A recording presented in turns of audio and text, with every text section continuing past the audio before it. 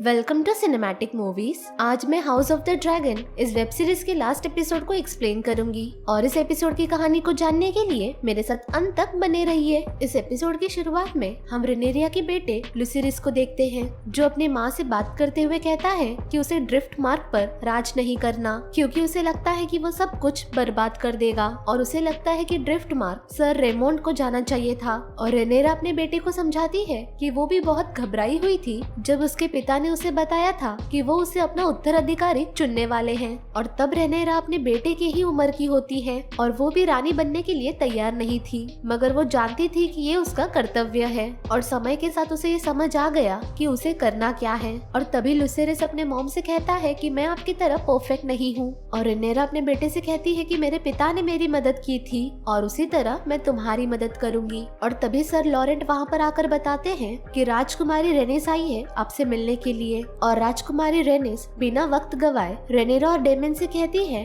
कि तुम्हारे पिता अब मर चुके हैं। और रेनेरा ये खबर सुनकर हिल जाती है और वो कहती है कि एक और बुरी खबर है, एगोन को राजा का उत्तराधिकारी के रूप में ताज पहनाया गया है। और डेमन को लगता है कि राजा को मारा गया है और दोनों को लगता है कि एलिसेंट राइनिस के पास जरूर आई होगी सपोर्ट के लिए। और रेनिस कहती है कि हाँ वो आई थी लेकिन मैंने उसे ठुकरा दिया। और वो उन्हें बताती है कि कैसे वो अपने ड्रैगन पर बैठकर वहाँ से भाग आई। और डेमन रेनिस से कहता है कि आपको एलिसेंट को वहीं पर मार देना चाहिए था। और तभी रेनिस कहती है कि युद्ध तो जरूर शुरू होगा मगर उसकी शुरुआत मुझसे नहीं होगी। और वो उन दोनों को सावधान करती है और कहती है कि ग्रिन्स तुम्हारे और तुम्हारे बच्चों के लिए आ रहे हैं और तुम दोनों को ड्रैगन स्टोन से निकल जाना चाहिए। और तभी रेनेरा के पेट में दर्द होने लगता है और वहीं डेमन प्लान बनाता है कि ग्रिन्स को कैसे ड्रैगन स्टोन में आने से रोका जाए। और वहीं रेनेरा दर्द में चिल्ला रही होती है। समुद्र के किनारे रेनेरा के दोनों बेटे फाइटिंग प्रैक्टिस कर रहे होते हैं और तभी रेनिस उन दोनों से कहती है कि तुम दोनों को जाकर अपनी मॉम से मिलना चाहिए। और तभी रेनेरा अपने दोनों बेटों को बताती है कि राजा विसिरिस अब नहीं रहे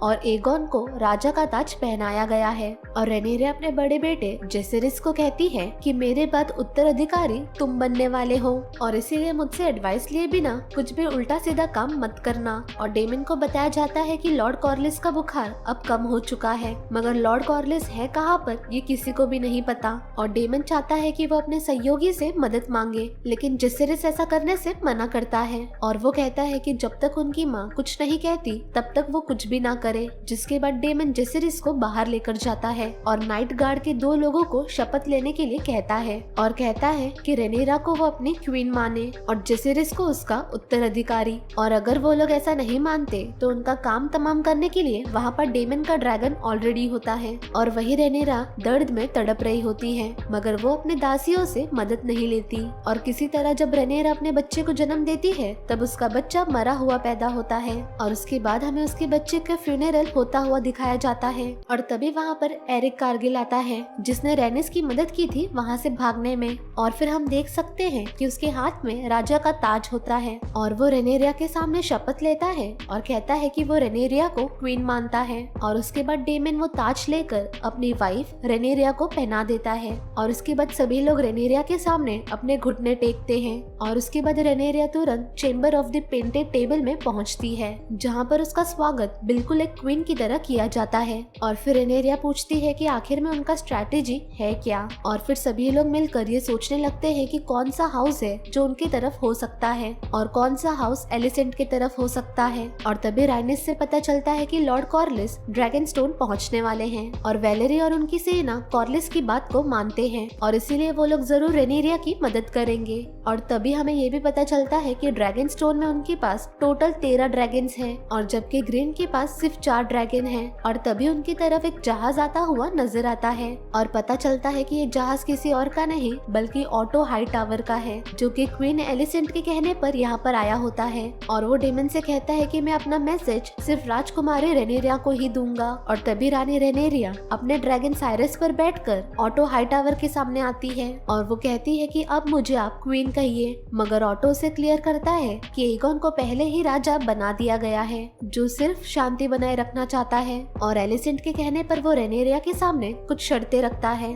और वो शर्त ये है कि आप एगोन को राजा राजा मान लो और उसके बदले में हम तुम्हें ड्रैगन स्टोन पर राज करने के लिए देंगे और तुम्हारे मरने के बाद ड्रैगन स्टोन सीधा तुम्हारे बेटे जेसेरिस के पास जाएगा और तुम्हारा दूसरा बेटा लुसेरिस ड्रिफ्ट मार्क पर राज करेगा और डेमन के बेटे को भी आगे जाकर सम्मान दिया जाएगा। लेकिन डेमन उसके एक भी शर्तों को नहीं मानता और ऑटो उन दोनों को बताता है कि स्टार्क, टेली और बैरेथियन जैसे हाउसेस ने ऑलरेडी इन शर्तों को मान लिया है और रेनेरिया इस बात से बहुत गुस्सा होती है क्योंकि इन हाउसेस ने पहले ये शपथ लिया था कि वो रेनेरिया के वफादार रहेंगे और वो गुस्से में सर ऑटो हाईटावर का हैंड ऑफ द किंग का पिन निकालकर फेंक देती है, जिसके बाद सर ऑटो हाईटावर रेनेरिया को किताब का वो पेज दिखाता है जिसे रेनेरिया और एलिसेंट सालों पहले एक साथ पढ़ा करती थी और ऑटो उसे कहता है कि एलिसेंट यही चाहती है कि कोई भी खून खराबा ना हो क्योंकि एलिसेंट तुम्हें अपना दोस्त मानती है और एलिसेंट को बस तुम्हारे जवाब का इंतजार है। लेकिन डेमन इन शर्तों के बारे में सोचना भी नहीं चाहता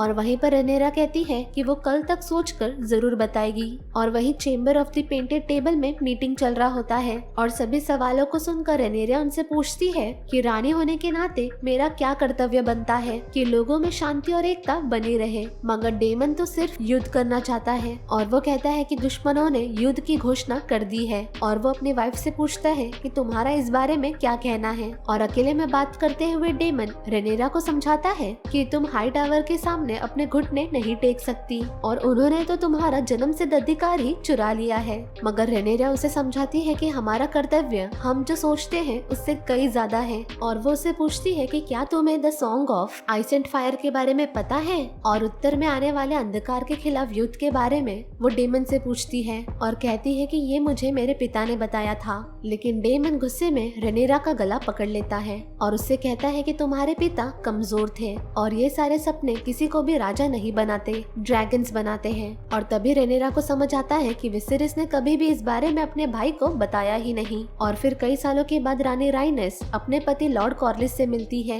और वो बहुत गुस्सा होती है और कहती है कि जब हमें तुम्हारी जरूरत थी तो तुम हमारे पास नहीं थे और वो अपने पति को बताती है कि तुम्हारा भाई अब नहीं रहा। और उसके बाद लॉर्ड कॉर्लिस अपने पत्नी से माफी मांगता है और वो कहता है कि वो बहुत दूर की सोच रहा था मगर उससे आखिरकार कुछ भी हाथ नहीं आया और अब वो आयरन थ्रोन के बारे में कुछ नहीं सोचेगा। और राइनेस कहती है कि जब तक एगोन राजा है तब तक रेनेरिया के बच्चे सुरक्षित नहीं होंगे क्योंकि उसी के वजह से उसके बेटे लिनोर की जान चली गई। मगर रानी राइनेस कहती है कि इसी लड़की की वजह से पूरा रेल्म एक बना हुआ है, जबकि बाकी आदमियों का यही कहना है कि हमें युद्ध में उतर जाना चाहिए और ये रेनेरिया ही है जिसमें संयम है। और उसके बाद चेंबर ऑफ पेंटेड टेबल में लॉर्ड कॉर्लिस आता है और वो रानी रेनेरिया से मिलता है और वो उनके स्ट्रैटेजी को देखकर कहता है कि लगता है कि रेनेरिया की साइड में बहुत कम हाउसेस है और वो रेनेरिया से कहता है कि आपके लिए मेरे हाउसेस और मेरी सेना का पूरा सपोर्ट है, जिससे रेनेरिया काफी खुश होती है और वो लॉर्ड कॉर्लिस और राइनेस को थैंक यू कहती है। और इतना ही नहीं, लॉर्ड कॉर्लिस ये भी बताते हैं कि ट्रायरा की अब खत्म हो चुका है और नैरो से अब लॉर्ड कॉर्लिस का है, जिसकी मदद से वो आराम से किंग्स लैंडिंग को घेर सकते हैं और ग्रेन्स को सरेंडर करने के लिए कह सकते हैं। लेकिन उससे पहले रेनेरिया ये देखना चाहती है कि युद्ध में जाने से पहले कौन से हाउसेस उनके तरफ है, जिसके लिए वो ड्रैगन भेजने की तैयारी करती है। लेकिन उसका बड़ा बेटा जेसेरिस ये कहता है कि हमें ड्रैगन को लेकर जाना चाहिए और रेनेरिया उसकी बात मान जाती है और जेसेरिस को कहती है नॉर्थ में जाने के लिए और वो अपने छोटे बेटे लुसेरिस को साउथ में जाकर लॉर्ड बैराथियन से मिलने के लिए कहती है और वो कहती है कि वो जाकर उन्हें याद दिलाए कि उन्होंने रेनेरिया के लिए शपथ लिया है और अगर वो सभी शपथ को तोड़ते हैं तो उन्हें उनकी कीमत चुकानी होगी। और फिर जाने से पहले रेनेरिया अपने दोनों बेटों से कहती है कि तुम एक दूत बनकर जा रहे हो, ना कि वॉरियर्स बनकर, और इसीलिए किसी भी तरह की लड़ाई में भाग मत लेना। और उसके बाद रेनेरिया अपने बच्चों को मैसेज दे देती है और वो यही होप करती है कि उनके बेटों का अच्छे से स्वागत किया जाएगा। और उसके बाद उसके दोनों बेटे ड्रैगन्स पर बैठकर ड्रैगन स्टोन से उड़ जाते हैं और फिर डेमन ड्रैगन पिट में जाता है जहाँ पर वो एक ड्रैगन वर्मीथॉर से मिलता है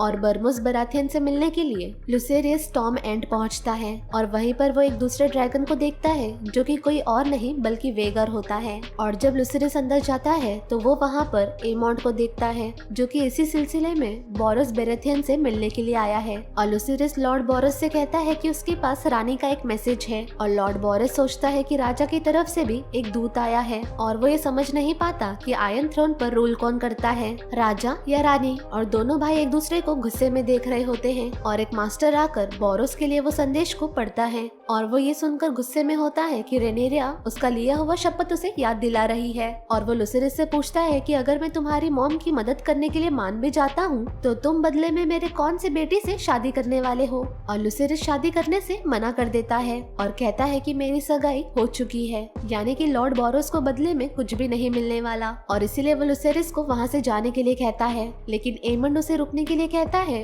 और उसे वो लॉर्ड स्टॉर्म कहता है और वो उसे भड़काने की कोशिश करता है और कहता है कि तुम यहाँ पर आके मेरे भाई के सिंहासन को चुराने की कोशिश कर रहे हो। और लुसेरिस उसे कहता है कि मैं यहाँ पर लड़ाई करने के लिए नहीं आया हूँ। और एमंड कहता है लड़ाई तो बहुत छोटी सी बात है और मुझे तुम्हारा आँख चाहिए। मगर जब लुसेरिस नहीं मानता तो एमंड लड़ाई पर उतर आता है, लेकिन लॉर्ड बोरोस उन दोनों को रोकता है और वो लुसेरिस को वहाँ से जाने के लिए कहता है। और बाहर तेज बारिश हो रही होती है और लुसेरिस अपने ड्रैगन से कहता है शांत होने के लिए और उसके बाद वो वहाँ से उड़ जाता है। और लुसिरिस इसी डर में होता है कि एमंड अपने वेगार को लेकर कहीं उसके पीछे ना पड़ जाए और ऐसा ही होता है। वेगार जो एरिक्स से लगभग 5 टाइम बड़ा होता है वो उसके पीछे पड़ जाता है और एरिक्स लुसिरिस को बचाने की कोशिश करता है, मगर एमंड अपनी आँख लिए बिना वहाँ से नहीं जाने वाला। और एरिक्स जो वेगार की तुलना में बहुत छोटा है वो खुद को वेगार से बचाने के लिए आग उगलता है और इसका बदला वेगार जरूर लेता है। जैसे ही लुसिरिस अपने ड्रैगन को लेकर ऊपर आता है तो उसके सामने से वेगार आकर लुसिरिस को चबा जाता है और लुसिरिस और उसके ड्रैगन के टुकड़े टुकड़े कर देता है। मगर एमंड ये नहीं चाहता था और वो घबरा जाता है और chamber of the painted table में डेमन पहुंचता है जो अपनी वाइफ को यही खबर देता है कि हमारा बेटा लुसिरिस मर चुका है। और उसके बाद हम रेनेरिया की आंखों से आंसू को गिरते हुए देखते हैं और अब ऐसा लगता है कि युद्ध होने से अब कोई भी नहीं रोक सकता। और इसी के साथ इस एपिसोड की कहानी यहीं पर समाप्त हो जाती है। अगर आपको इस एपिसोड की कहानी पसंद आई होगी तो इस वीडियो को लाइक करना ना भूले और चैनल को सब्सक्राइब कर दे।